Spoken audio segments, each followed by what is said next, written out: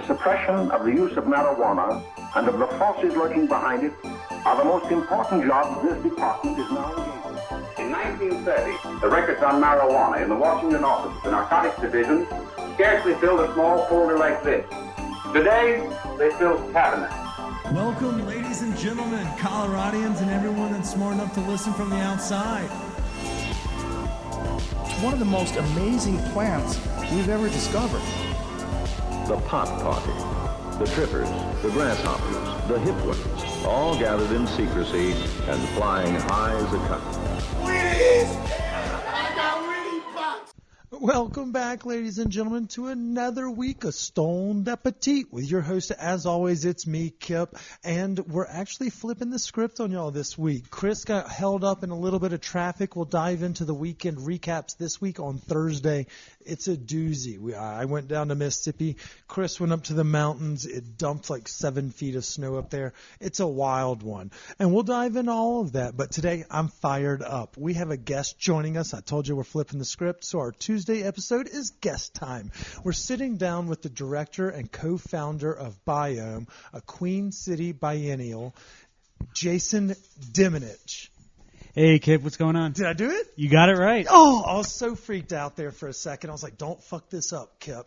So for those that don't know, Biome is a local art I'm not going to say just exhibit, but it's an opportunity to showcase local artists across the city. You're really doing the Lord's work, not only here, but pretty much your whole professional career has been about giving back to the arts and to the community. So we're going to sit down with Jason to talk about Biome today, but also get the nitty-gritty of Jason and, all the things that he enjoys about living in Colorado as well. But before we introduce Jason on a more personal level, I want to give a quick shout-out to our sponsors and our friends over at Standing Akimbo. Standing Akimbo, 3801 Jason Street. It's the #1 medicinal dispensary in the city. Y'all can vote for it on Best of Westward, but I can tell you it's the fucking truth right here from the word of my mouth. Not only will you save hundreds of dollars with all of your basic cannabis consumption and purchases, prices of flower are cheaper than everywhere else. You can get heavy hitter edibles. You can get double the size of cartridges. You can also walk out the door with 10 times more. Right now and through the rest of this week, we're doing a giveaway that's going to showcase not only Standing Akimbo, but their great neighbors and restaurant, Bodega. You've heard us talk about their breakfast sandwiches. They slap hard. Well, those two are teaming up with us to showcase what great stuff is going on in Sunnyside. So y'all go check us out at stoned_appetit for the giveaway. But you should definitely be checking out our friends Standing Akimbo Dispensary as well. Jason, thanks for sticking with me. Sorry, that was a mouthful. No, that's okay. Kip, long-time listener, first-time caller. Really excited to be here, man. Dude, I'm really excited about sitting down to talk with you because not only are you a mover and shaker in the scene, but you also twist up really nice J's and have great taste in cannabis. So it's like sitting across the room from a buddy that you've known forever. It's going to be a lot of fun. Yep, I feel the same way. Let's get into it. Okay, so for those that don't know you, tell us a little, are you a transplant or a native to Colorado, Jason? Well, I'm a transplant. My wife and I moved here in 2016 from New York. Oh, shit. City or state? Moved here from Queens, from Astoria, but born and bred in Long Island. Oh, shit. So Chris's sister, I hate that he's not here with us, she's actually an Astoria resident. There's a Greek scene up there that the food is second to none. Taverna Kyklades. What's up, Kyklades? Chris and I have definitely spoke about that. I know that's a spot that we all hit up every time we go there. So is it like a fan favorite? Like it's kind of like the one in, one out location in the neighborhood? Or is it because it's New York, there's like 15 so many great spots similarly in the same camp? Yeah, well, look, Astoria is the center of the universe when it comes to food. You gotta go. Astoria, you have everything from Croatian Istrian to Middle Eastern to Greek to really good beer scene coming up. But Kyklades is one of the OGs. And you pull up on Ditmars Boulevard. Maybe it's like one of those nice September evenings, you want some chilled white wine, you wait online. There's like 40, 50 heads deep, not even joking, but it's worth it. It's worth it. So maybe you walk around the block, you smoke a number, but then you go back and you can have, everything from a whole fried bronzino to some pita and dips to salad. I mean, But Kyklades is one of the best for sure. Oh, I love it. And you speak so passionately about it, like the smile on your face. I wish we were in the new studio coming soon. It's the build out is in process. But you speak so passionately and happily about it. How in the hell did somebody convince you to move from, a food mecca and, a cultural iconic city like New York and come out here to Denver? Did y'all just willy-nilly want to change your pace? You'll beat the COVID rush. Yeah, no, it's an interesting thing. So my then girlfriend, my now wife, and I, we had a really great life in New York City. Both had great jobs, owned a home, wonderful friends, wonderful family, beautiful dogs. So the logical thing that we did was decide, how do we shake this up? How do we shake this up? We easily saw, the next 10, 15, 20 years, and we said, if we're ever going to do it, we don't have kids, let's make a move now. Now, I had been thinking about Denver, some other cities out west, and my wife, she particularly was thinking about Colorado. And she said, I grew up coming here to Colorado. She's big into outdoors. She said, what do you think if we took a chance? And so we did. She quit her job on a Friday. I was a teacher back then. I put my notice in that I wouldn't be coming back that same Friday. And then we just worked backwards. We put a date on a calendar. I think it was August 16th to be in Denver. Oh, actually, here's what we did. We purchased tickets for the Head and the Heart at Red Rocks for August 18th. And so then we said, okay, well, we're going to go to this concert as residents. And so then we just worked our way backwards. And we sold things, and we ordered moving trucks and this, that, and the other. And then we just packed the car, and we took us 3 days. We stopped, and, we enjoyed food along the way. Oh, man, believe it or not, if anyone knows, there's this really great sushi joint in Omaha, but that's a story for another day. But no, that's the story for today. We will talk about that at some other point. But so we just moved. So we both quit our jobs. We moved. And we said, we'll figure it out. We've always worked things out in the past, and worst comes to worst, you can always go home. So we jumped out of a perfectly good airplane, like we like to say. I love that rationale. And one thing that y'all, a cool parachute is that y'all may be the first husband-wife duo to join us here on Stoned Appetit. So shout out to your wife, Nikki, as well. She is, in fact, a wizard of the arts. And I believe she was working as the marketing director for a specific cannabis brand at that time. And when she came to join us to talk about all the things that they were doing, groundbreaking stuff in the scene. And this was maybe season 2 or season 3. I'll have to find it and I'll plug it in here. Zane, plug it in here. 6-7 minute mark. But that was fucking awesome. So I love that y'all kind of had that mentality of like, let's kind of cut the cord underneath us of that safety net and let's go try some shit. Let's go just kind of kick around some rocks and see what we find. Yeah, absolutely. So I mentioned I was a teacher. I was a theater teacher for the New York City Department of Education for a long time. And I remember, talking to the students. How was that job?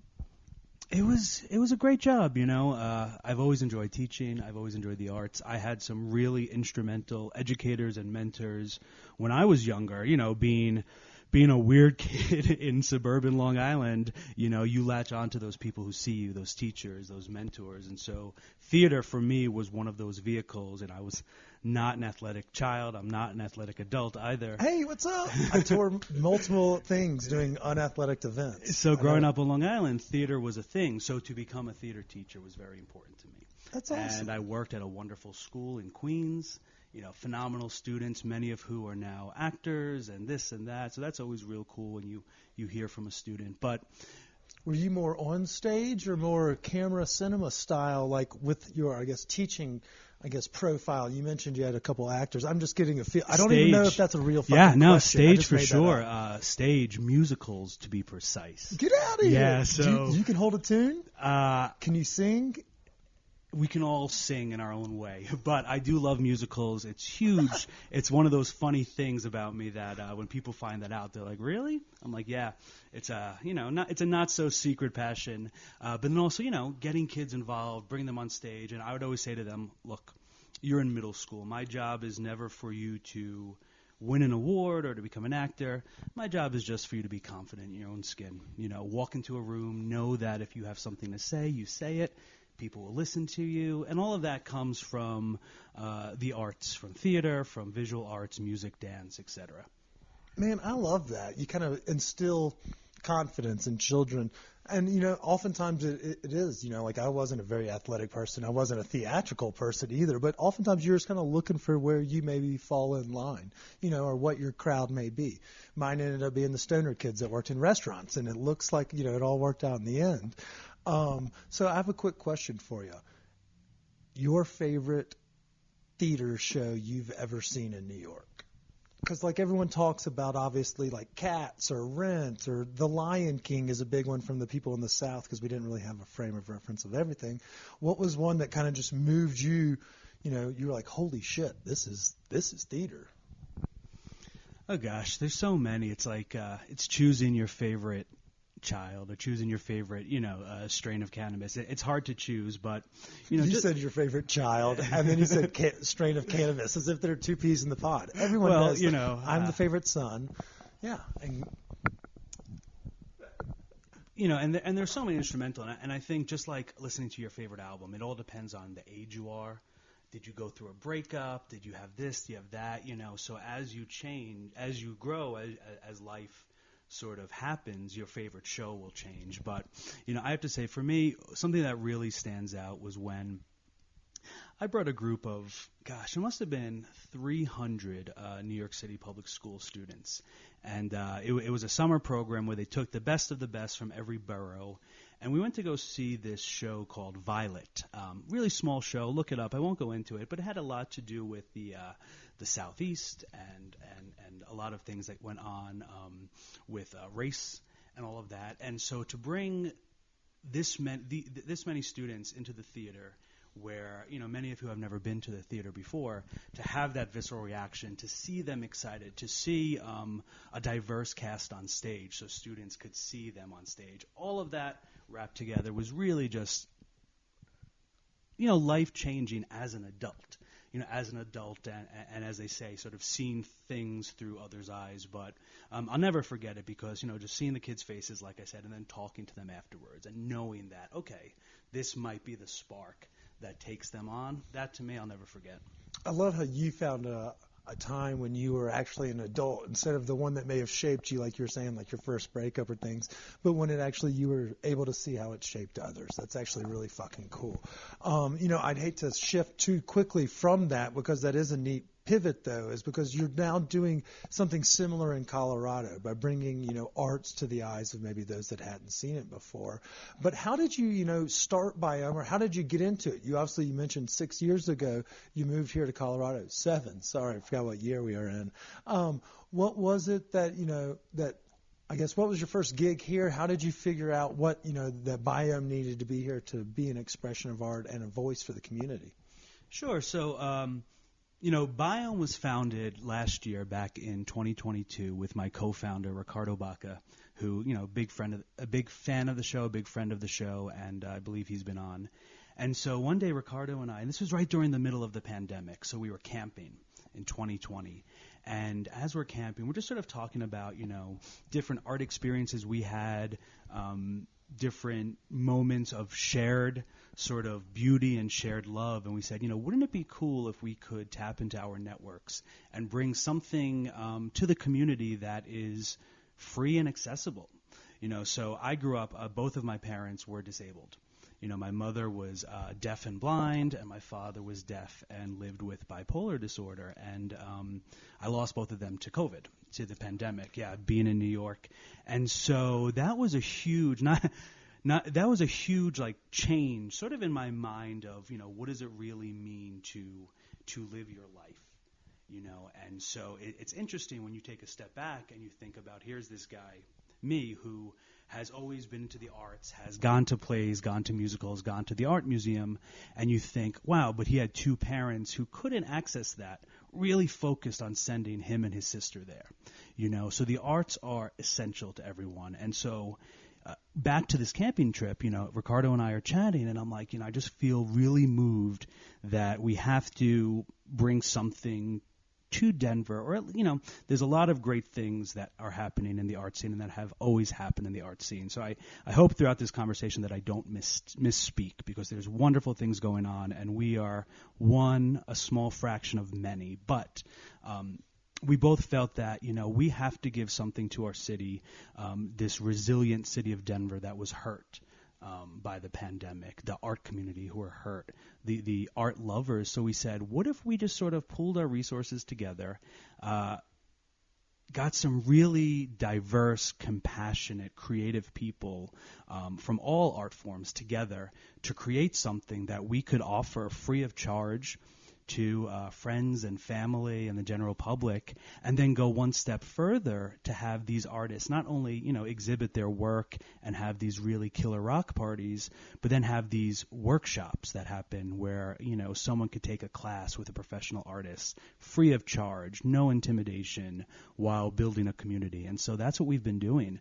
Biome started officially this past fall, and we're now about to launch our 5th event. Yeah, so for those that maybe have seen it on our social media, we've tagged along to a couple of those because it's just like you said. Y'all are doing concerts, but you're also having artists like perform and like showcase their art in the process, cocktails and snacks, things of that nature. So you are bringing in all of these other folks. And now your workshops, so you're pulling almost different mediums, I guess would be the best way to describe it, artists from different genres of, to interact with different kinds of public. So it's even things like, the next one's like a sewing class or something of the nature. So it's like it's approachable for those that maybe like arts and crafts, but this next one is a totally different art and craft. So whether it be sewing or actual painting, I think I'm still in love with that Colfax jacket I saw on display. So you're really showcasing a lot of, I guess, variety, which I think that oftentimes is not even thought of, in the community. So what do we have on the docket coming up for the Biome? You mentioned the number 5 is right around the corner. What are we doing? Yeah, so Biome 005, we have artist Madeline Hadel. She is a fiber artist, a fashion designer. Her real focus is on sustainability in the fashion industry. And so she's bringing to Biome this really killer workshop on February 9th. It starts at 6:30, and she's going to teach folks how to upcycle their own denim, clothing, to create patches, to create other wearable items. And so, as you mentioned, we'll all start off with a fun happy hour mixer, shout out to our sponsors, and then we'll jump into Madeline talking about her piece, talking about her Colfax jacket. Dude, that thing is so awesome. Isn't it? I have some other friends that we're going to have come join us for that one because she does some really cool stuff. It's really just neat. And as somebody that lived on Colfax, I fucking love it. I was over the moon about it. I was like, I got to learn more. Yeah, and it's so interesting. She's using Colorado plants, things like milkweed, to make dyes and fabric and yarn, and then putting them together into these really beautiful art pieces. They're highly decorative, highly embellished denim jackets that are just so striking, really. And so we're going to be working with the community and having folks create. And that's the really cool part, is like you have these people together. And we have 6 killer artists who are all part of this first cohort. And each of these artists have these different activations, as you mentioned. So activations. Of course you had a fucking word for it. I knew we would get it. I was like trying to find it. I was like, I said art and craft. There's got to be another verbiage for it. Okay, you mentioned you have a couple other artists under the umbrella doing different activations. What are they, and what is the selection process? Maybe for the artists that are listening here in the community, like, shit, how do I get involved or learn more about it? But also, how did y'all pick the ones for the first, biennial? Yeah, so did I say that right? You did. So we always wanted to operate, just being inspired. So my co-founder Ricardo had a good chance to attend the Biennial in Venice when he was younger, and he has a great story talking about it being a really instrumental moment for him, and really sort of jumping him into being a lover of fine art and all the arts. And so when we were thinking about how do we want this to happen, we said, what if we loosely adopted this biennial structure, where we would have a year of programming, then go dark for a year as we open it up, as we meet new artists, and then sort of open it up again. So that way for our community, they're always going to be exposed to, new ideas, things that are at the forefront, things that maybe they haven't seen before. And so we were really excited for this first round to, we first began by interviewing artists. and asking them, tell us about your favorite exhibiting experience. Tell us about things that you'd like to see different, and I was very lucky that so many folks made the time to really tell me honestly how they felt. And so we took these notes seriously, and we didn't want to just do something that was, what we thought was cool. And it's not just y'all's reflection of what art is, or what y'all are attracted to in artwork. Absolutely. And furthermore, recognizing that both, Ricardo and myself have very similar identities, and we represent, as you said, like a certain point of view, we made sure that the folks who chose the artists were of the community. So the first thing we did after interviewing different artists was we got 3 creatives to join our team as judges. And so we have Ladis Feliciano, who is an interdisciplinary Puerto Rican artist, Tony Ortega, really sort of profound muralist, painter, art professor, and then Kaylin Heffernan from the band Wheelchair Sports Camp, and also a Meow Wolf artist. So we got these 3 different points of view to look at all the submissions. We had, I want to say well over 100, if not over 200 submissions, not only from Denver, but from nationally, folks from Texas, folks from New York.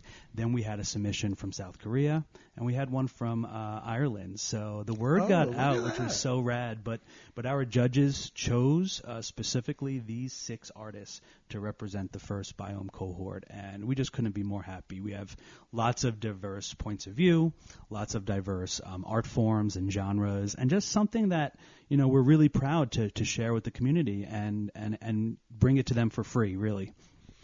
I think it's really neat that you've kind of sourced the jury from, other folks in the community doing different styles and mediums themselves, including, some fairly big names. But here's a question, maybe for those that are listening that come from the culinary side or the stoner world.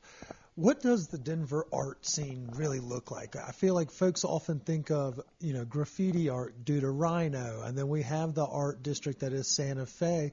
But like if you were to ask someone from inside the area, like a Jolt, a street artist or something like that, but then you ask an average Joe, what would be the answer? What's the art scene in Denver really like? Like you come from a huge fucking mecca of museums and things of that nature, but also street artists, tagging things every which way. What is the Denver scene like by comparison to the rest of the country and world? Gosh, that's a huge question. Thank you. It's in honor of Barbara Walters. May she rest in peace. I ask it one good one every interview. No, absolutely. And again, I can only talk from my own perspective of who I am and sort of my background. But, when I think of the Denver art community, I think of joy. I think of resilience. I think of curiosity. I already mentioned this word, compassion. I also think of community and collaboration. There are so many pockets throughout the city, whether, as you mentioned, it's the Santa Fe Arts District or Red Line or, the stuff happening at the Arvada Center. There's so many opportunities. I forgot about that one. Yeah, right up our block. There's so many opportunities for folks to come together, to share their expression, and to share their unique points of view. The Denver art scene is immensely diverse. And you have folks, from Colorado, born and bred, from mountain towns on the slope and the plains, but then from other states who have come here for this collective sort of dream. I don't want to sound cheesy, but, we're all here for a reason. We're both transplants. We can say that very loosely. It was not only Neverland, but it was also its own little land of opportunity. Yeah, and maybe it's the sunshine. But there's something. Probably a little the drugs. Yeah, the drugs, the food, but the people, and I think there's this generosity of wanting to share in joy and celebration, and so that looks so many ways. But that to me is what I think draws so many compassionate people to Denver and the Denver art scene is that desire to share, the desire to engage, to come together, and to celebrate joy. I fucking love it. That was a great answer because, we often think of like Santa Fe as a very artsy town as well, and they channel a lot of the native heritage and things of that nature. And Denver especially has become this huge melting pot of people from all over. So you get a wide variety of not only consumers but also of creators. So I love how you answered that. That was a great question. Quickly, or not actually quickly, we're not in any hurry. If somebody wanted to get more information about the workshop, the patchwork, and even just for the whole calendar for the whole year and to learn more, tell us, how can we follow or learn more about the Biome projects? Well, you can start by going to Instagram and follow us at ArtBiome, ArtBiome. There you go. And then similarly, you can check out our website, artbiome.com, where it has a full calendar of events of everything that we got going on, as well as bios and photos from our different artists, and just sort of sharing the story of Biome. I love it. All right, so, we like to kind of sandwich our interviews. We do a little bit of fun, a little bit of informational, and a little bit of fun. So now's the question. You mentioned you're a listener, so you may have a couple of the questions to the quiz, but some of them are really hard. You mentioned earlier you've been thinking about this a lot, and this one really gets me excited. But you've been here for 6 years, so, you kind of know the lay of the land around the metro area. But you also come from a very rich food community. So we'd love to pick your brain a little bit about, places that kind of remind you of back home in Queens and in New York. Is there a pizza place that tickles your pickle? That's a loaded question. I believe. Is there somebody that's well, I believe. Suffice? I believe when my wife was on, she mentioned our love for the Blue Pan Pizza in the North Side. Oh, So so good. They really do some good work there. And we're not far from it. Welcome to this side of town, by the way. Super excited. To me, a slice is something that's affordable, something you can walk with if you want to, something that you can eat more of, and something that gets better sort of as it sits and kind of gets a little congealed. Yes. My wife and I have a thing. East Coasters, you'll get it. We have a love for what we call birthday party pizza, when you just get like 10, 12 pies and they sit there all day. I call them party pizzas as well. Okay, and then as the adult, you get to eat all the leftovers. Well, so I'm going to get some hate for this, but, when we first moved here, we lived by the ballpark, and those late night slices at Ian's. Dude, I keep hearing, and it was one of the finalists in the Stoned Appetit Awards for Great Stoner Menu. So you're not alone in that idea. Yeah. It's just good, approachable slice pie. Yep, exactly. So, if I want to go, and then they just opened a joint here in Old Town, Arvada. I apologize, I don't know the name, but we walked by the other day. No, it's a Detroit pizza place, but they had a big painting of Biggie on the wall. They had a painting of Tupac, so we're looking forward to give it a try. Oh, I feel a little ashamed that I don't even know what the fuck you're talking about. I've been out of town for a week or two, and we're telling me we got a new pizza spot in our neighborhood? Right in Old Town, yeah. This is awesome. Yeah. Have you been to Stone Cellar Bistro yet? I have been to. I love it. I think they were like dinner rolls. Oh, the Parker House rolls. There you go. Oh my God, they come out in a 4-pack. I ordered 2 of them. They're so good. So did we. We We just ordered another one, and because they had like a butter, right? It was like a corn butter or marrow butter, something like that. Oh, really? So good, yeah. I feel like they're doing some really creative stuff. I saw Molly and Westward gave them a shout out, so I know that they're doing something right, and I wasn't just like neighborhood bias, but I love that. I love that. Okay, so you don't hate pizza in Denver, and you prefer it by the slice, walkable, approachable, and Ian's is the go-to.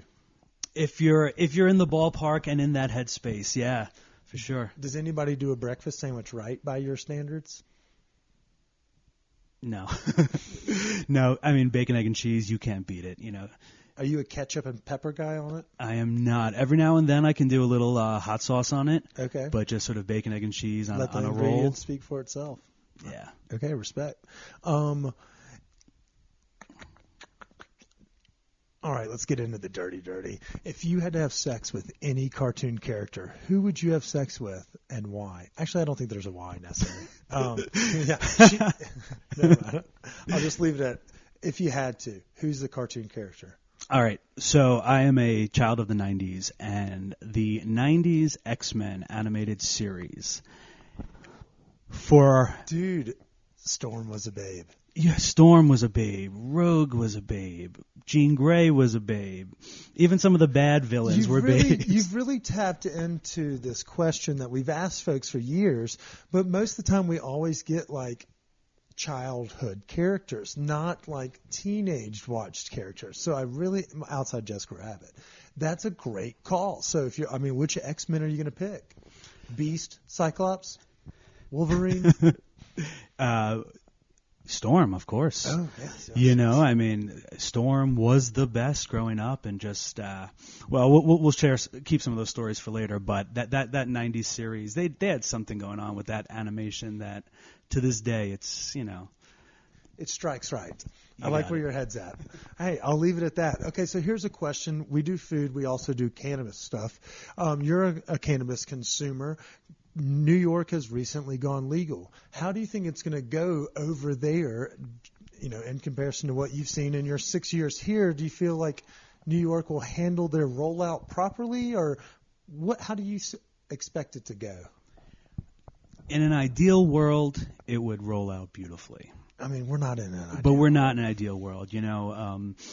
My biggest concern is that folks who have forever been wrongfully criminalized and persecuted for the use of cannabis are not going to be able to benefit from this sort of what will become, a capital of cannabis, and we'll see licenses going out to the big businesses, to the venture capitalists, and, I don't want to sound so pessimistic, but, the way things have gone traditionally, those who really have put so much on the line for cannabis and for the movement are not going to be able to benefit from it.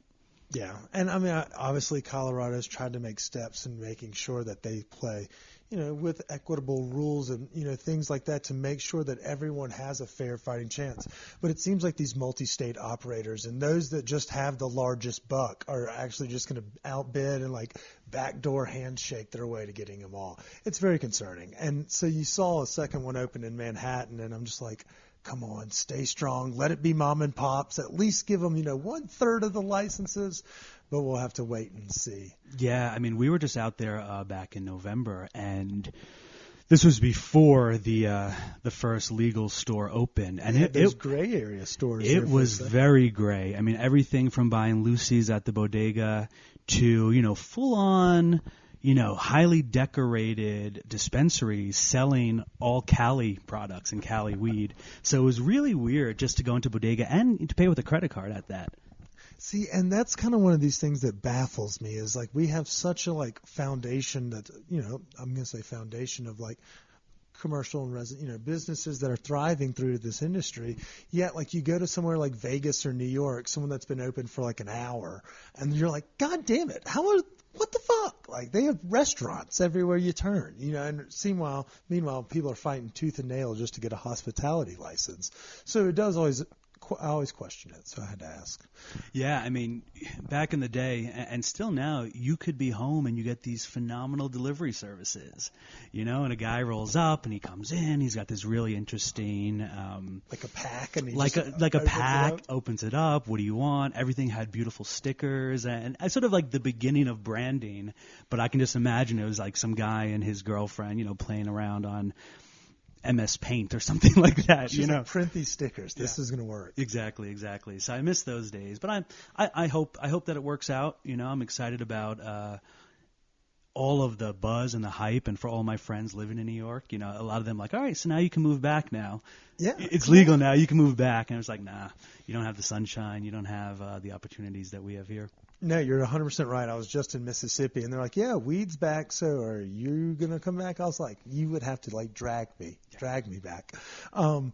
Okay, so here's a quick question. You mentioned, back in the day there was a delivery service, or, it was just and now it's, even in November, it was kind of regularly able or accessible. I feel like that's the same for everything in New York. When was the first experience with cannabis?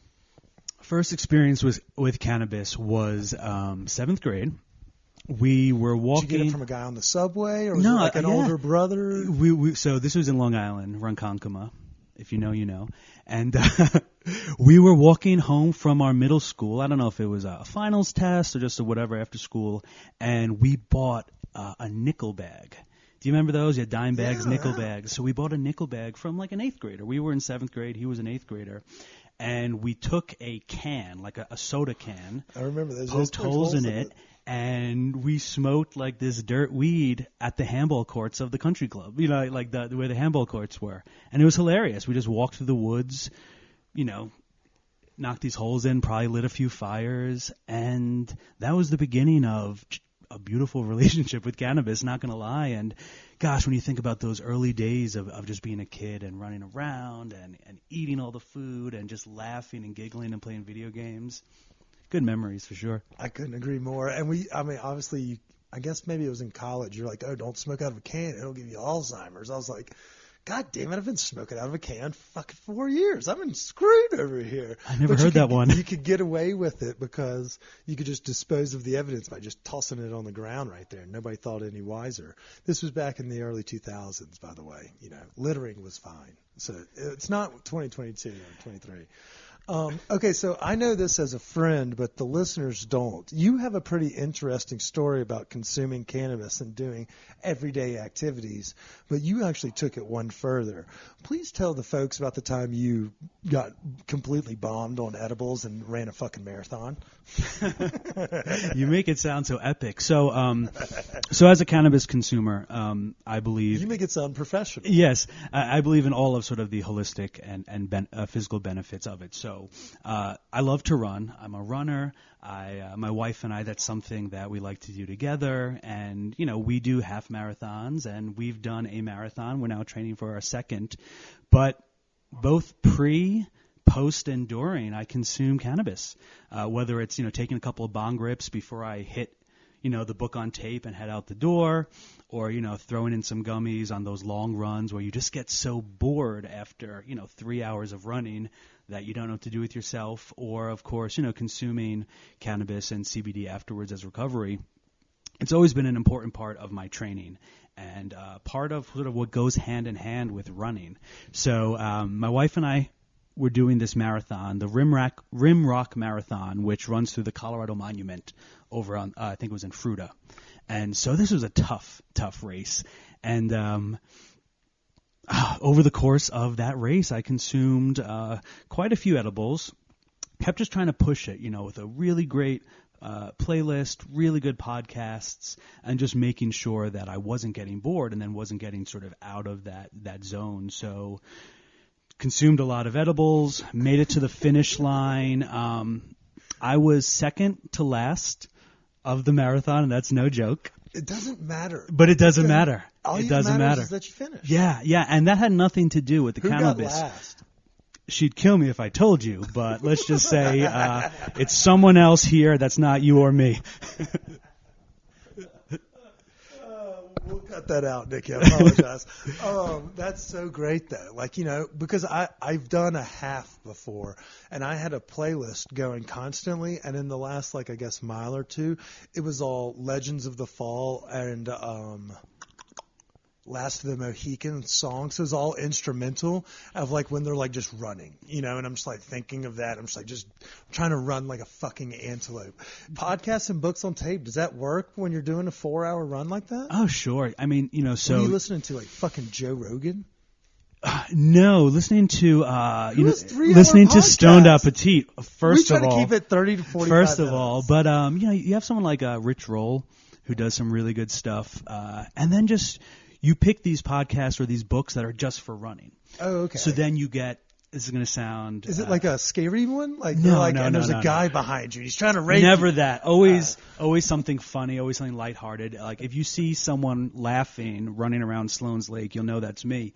But I just, comedians, and it makes you excited to then run the next day. I can't wait to put this podcast back on. Oh, that's a good So way that's, to look it's not at my it. car podcast. It's not my... house cleaning podcast, and then other than that, it's a lot of musical theater. Back to the musical. So yeah. if you see someone running around Sloan's Lake singing musical theater, that's me also. But anything to just sort of be happy, enjoy it. The cannabis helps. I mentioned the sunshine before. That helps. But yeah, running's been a really crucial part of living here in Colorado, and cannabis has been sort of right by my side the entire time. What's the most or how many milligrams is the most you've ever consumed while on a one continuous jog?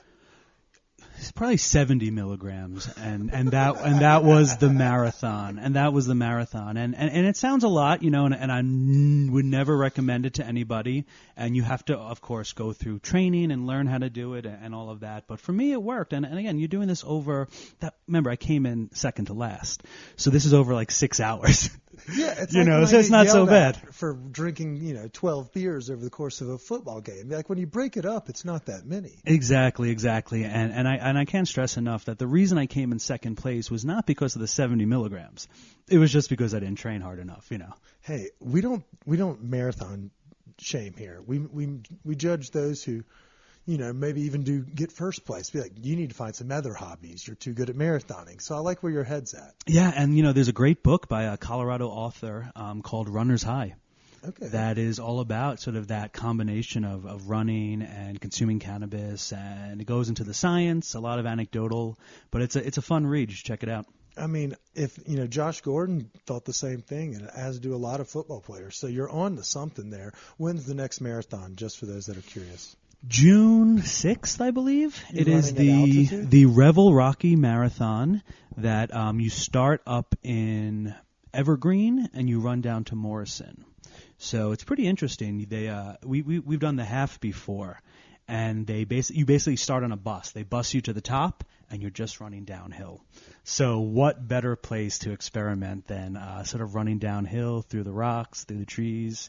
It's going to be a beautiful run. Enjoy those shin splints. Yeah, man, you should join me. No, fuck off. Well, no, I do appreciate you joining us today. Before we go, I want to ask you one more question.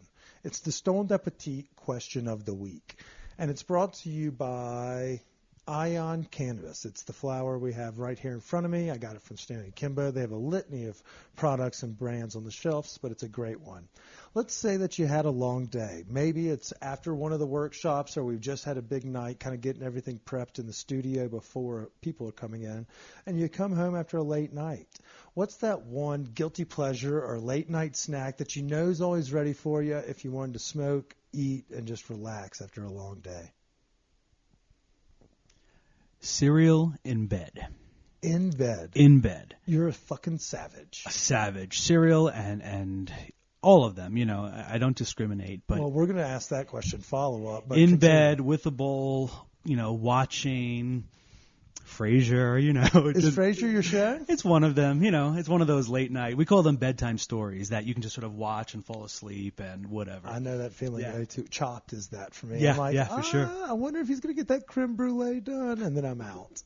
Frasier's a great one. It makes me think of Craig Kimball and his podcast as well. But it's also just a great show that you kind of think of when you're growing up. It was in that Seinfeld repetition with us, where it was just kind of in the backdrop for us. Yeah, too bad Kelsey Grammer is sort of a dick, but that's okay. Is he? I mean, it feels like it's all of those people kind of come out. Like, it turns out Bill Murray's not that cool, and he may be kind of a serial, harasser. That's what they say. Yeah, it's like, turns out he's just a dickhead, and everyone has these stories as if he's their grandfather doing something chummy in public. But that's kind of how it feels about everybody.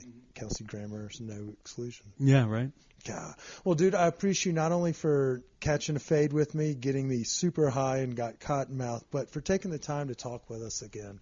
Before we go, give everyone a quick reminder, if they want to join us at the next Biome event, how they can go ahead and get information as well as social pages and things like that to keep up to date. Our website is artbiome.com, and you can follow us on Instagram @artbiome. There you go. That was pretty straightforward, but, dude, I appreciate you taking the time to goof off with us. Let's hang up these microphones and catch a fade. Sounds good, Kip. Looking forward to it. Until next episode, we want to say stay high, stay hungry. Cheers.